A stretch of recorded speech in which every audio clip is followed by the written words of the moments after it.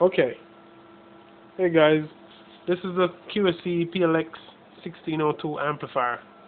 As you can see, this is the same amplifier that was submerged in water with dishwashing liquid, soap, a little bleach, and a paintbrush was used to clean it and ensure that all the dirt and grime that was inside was gone. What actually happened was there was WD-40 that was sprayed inside, and that mixed with the dirt made it very nasty. The power supply was burnt, and as a result the parts needed to be changed. So it is repaired right now, and it's working very well. As you see, this is channel 1. So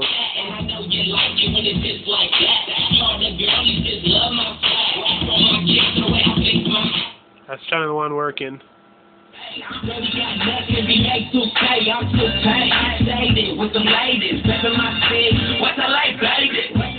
That's channel 2 working. Now they might sound a little different because we're using different speakers, but it's the same level of output coming out, same quality, same everything. Very nice.